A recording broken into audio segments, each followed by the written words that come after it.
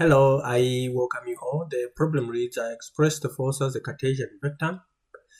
Right, so what do we do here? So here we know that we can express this force as a Cartesian using this formula, right? Remember this? Okay. So this is what we intend to use, okay? These are the directional cosines or direction angles, okay? So this is what we intend to use. So this alpha is the angle with the positive. Again, we measure this with the positive axis, So we do have the two, alpha and gamma, but we do not have beta, which is this one here. Okay, we have this one, alpha, which is 180 minus 60, is 120. We have this one, gamma, which is 60. We don't have this one, so we intend to find this, and once we find this, then we can plug it there because we have 500 already, which is the magnitude. Then we found this. So these are the steps that we just need to follow, right?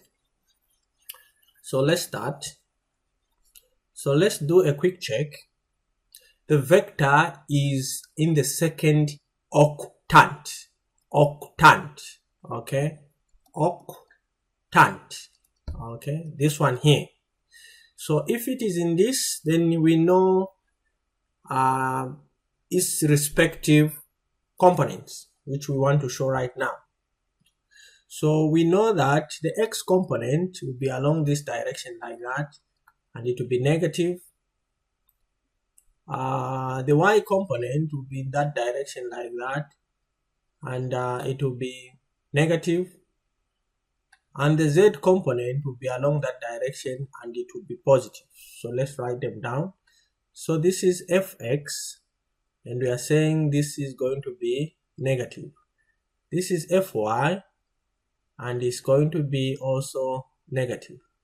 And this is fz, and is what? Is positive. Right. So we did say that this one here is alpha. This one here is beta, and this is gamma. So our alpha is just equal to 180 minus 60, and this gives us a 120. Our beta is unknown, and our gamma is equal to 60 degrees.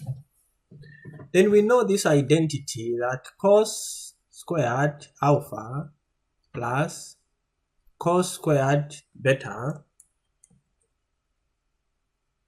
okay, plus cos squared gamma is just equal to 1. Okay, and our cos beta is just going to be equal to plus or minus square root of 1 minus cos squared alpha minus cos squared gamma. So if we plugged in everything in there, we find that our cos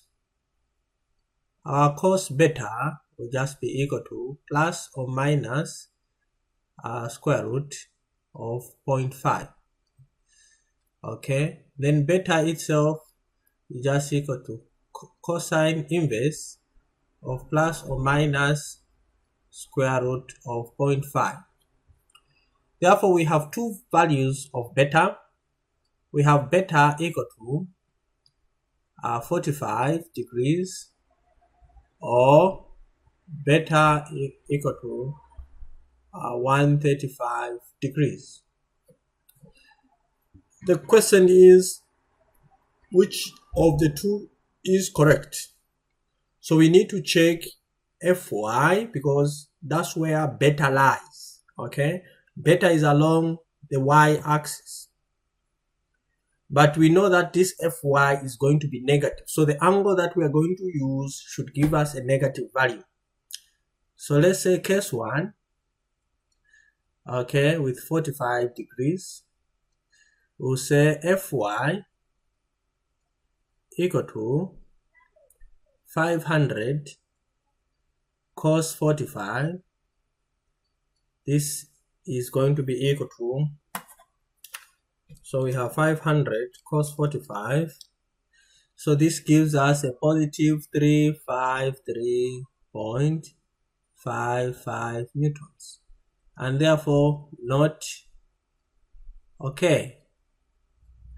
Okay, so let's go to case 2, which is 135. 135, we have Fy.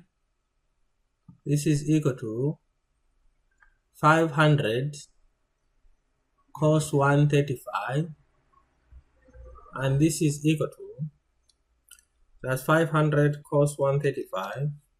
This gives us a minus 353.55 newtons, and this is okay because it's negative, and therefore beta is going to be equal to 135 degrees. So with this in mind, let's now find the Cartesian formality of this force, which we said we can write this as F the magnitude cos alpha I, okay, plus F cos beta J plus F cos gamma K, okay, where F is equal to 500, alpha is equal to 120, beta is equal to 135, and gamma is equal to 60. And if we plug in all those values in there, then we'll have, that's 500 cos 120. This gives us negative 250 I, okay, 500 cos 135 is negative 353.55 J, and then finally we have a positive value 500 cos 60. This is just 250. Okay, right? Then of course we do have the units for this, which is in newtons. Okay, I think this is really about it. And I hope this video was helpful. And if it was, give me a thumbs up, like my video, continue subscribing and sharing my channel. Bye bye, and I'll see you in my next screencast.